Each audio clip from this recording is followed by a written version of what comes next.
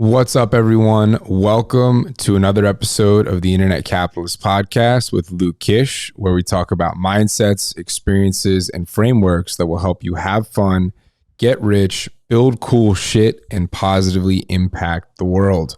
I am your host, Luke Kish, and welcome to episode number 32 of the podcast, all about how to decide your content strategy, paid versus organic.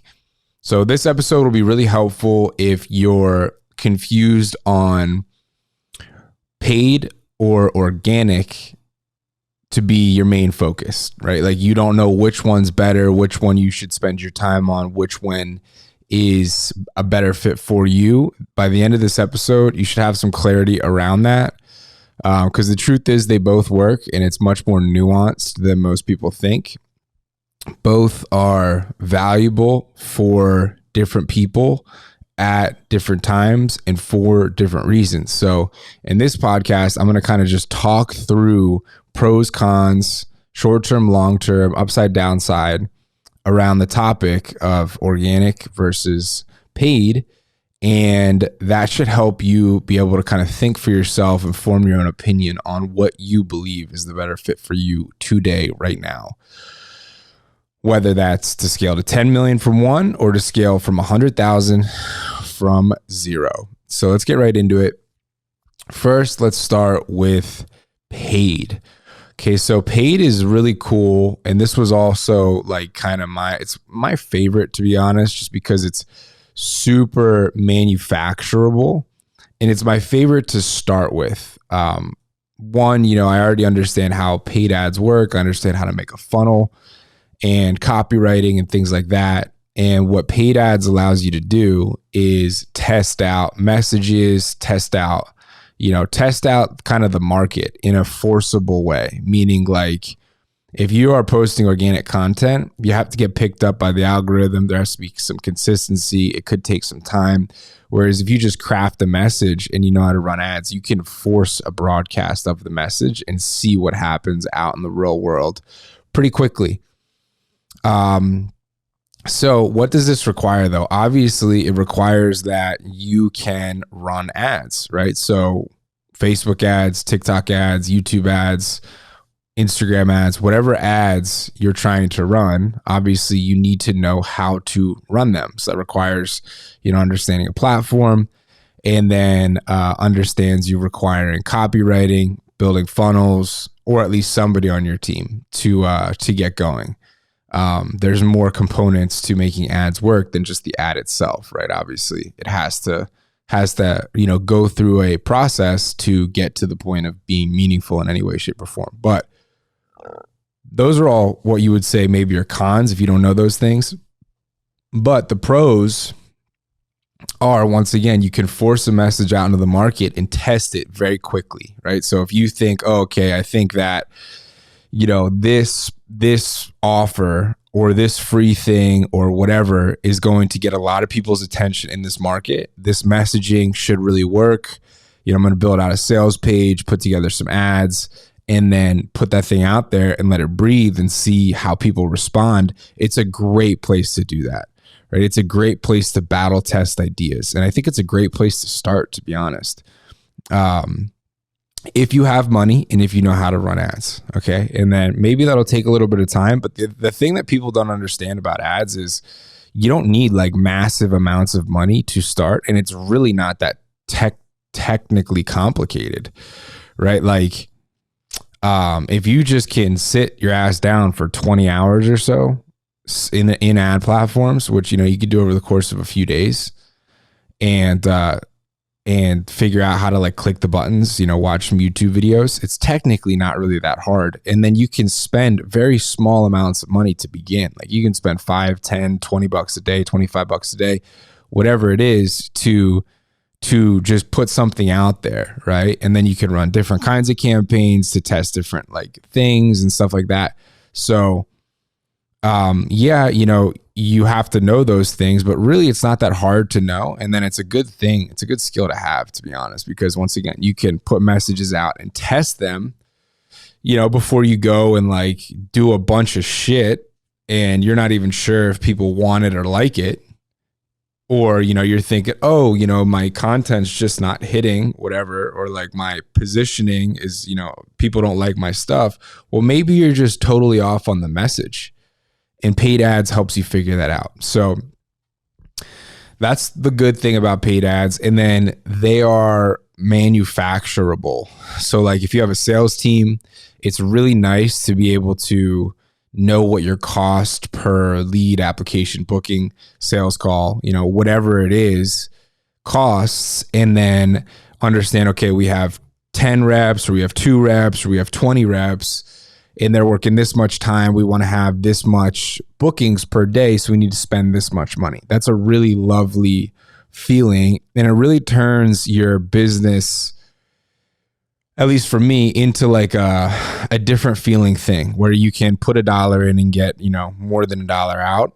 You really can grow doing that. You really buy yourself a lot of space, right? You buy yourself space for the message to, go out into the market, do its thing. You buy yourself space to find customers who want what you have, and then iterate your product, especially if it's brand new. It's probably not going to start great, so you need to start somewhere. It means you got to get people in it and get the poor feedback, right? What's not good about this? Let's change it. Let's iterate. So those are some great things about it. And it makes it manufacturable, so I remember just the first time I ever got like really cool ROAS where you put, whatever in and get what more out, basically.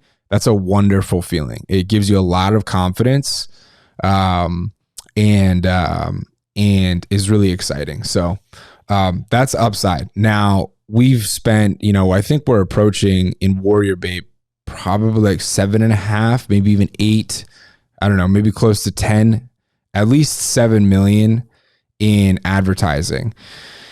And this year was our biggest cost for sure. We were spending like 300 to 400 a month on average, 300 to 400,000 a month on average. And that's a huge expense. So like, you reach a point with ads where you pretty much kind of touch everyone. And it's like, something that if you have a big sales team that needs to eat, right, it needs to have like a job, right? Like you can't just you can't have 25 salespeople and then be able to not provide any bookings or any leads or something like that all of a sudden. So, it's like, it's kind of a dance between, you need to test, you need to iterate, and at the same time, you need to be able to produce the baseline, right? And then once again, that is a huge fucking cost. Like, imagine if we had the same lead flow or same booking from just views of content leading to our business's valuable function, which is booking, and that leads to sales conversions, without the 300 to 450,000 a month in spend, right? That's an extra $4 million of income.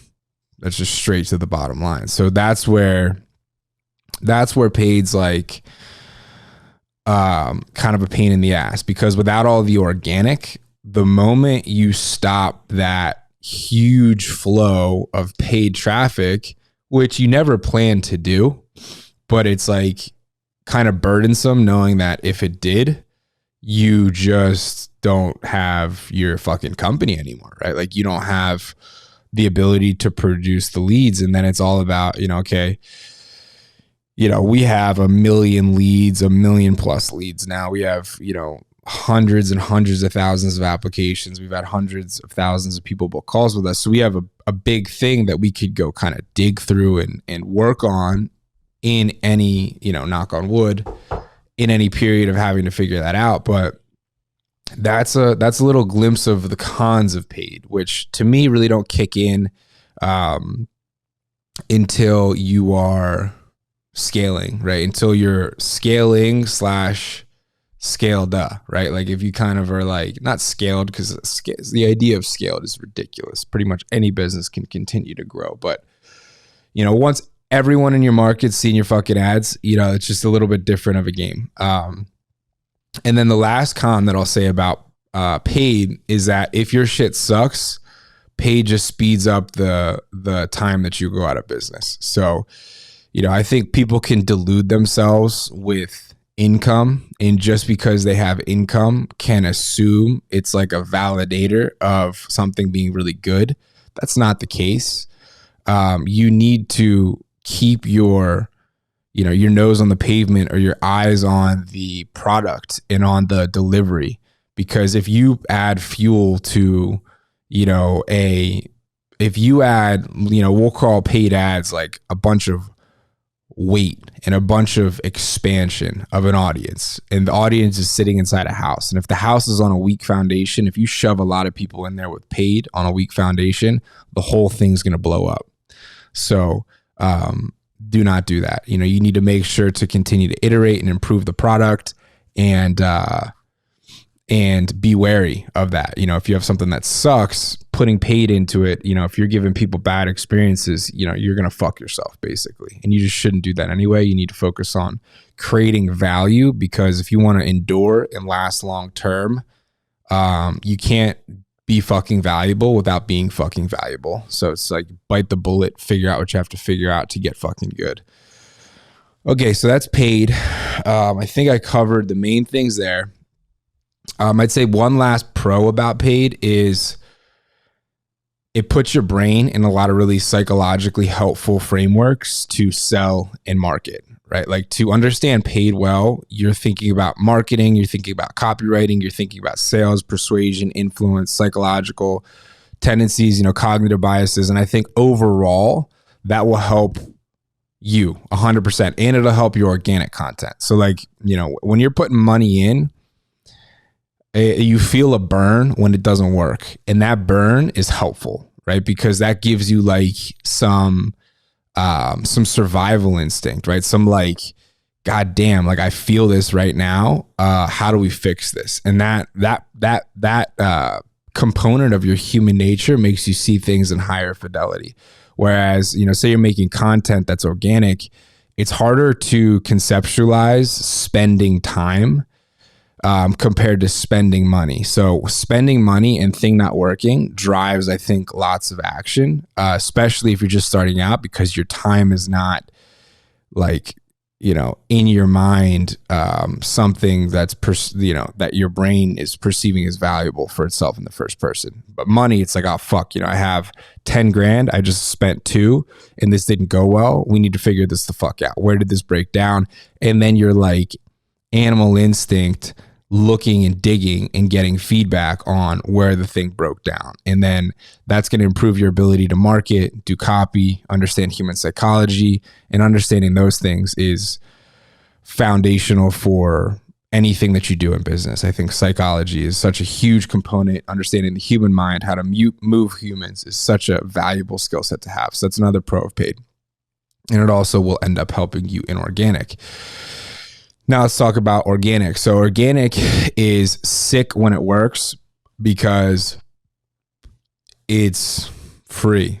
It's not free, but I saw Hormozi talk about what's costing him $70,000 a month in a content creation team. Impression wise, would cost, I don't know if it was like $1 million or $2 million. I think it was $1 million for the same amount of paid impressions through ads. So it's like, do the math there. If you can get something that costs you 1 million for 70,000, that's a good thing.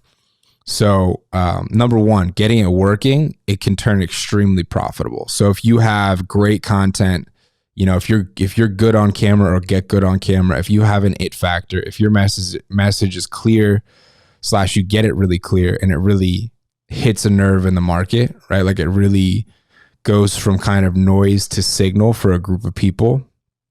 And then you already have like funnels and stuff like that in place and understand how to convert, which, would be another pro of doing paid as well, because you have to understand that to get paid working.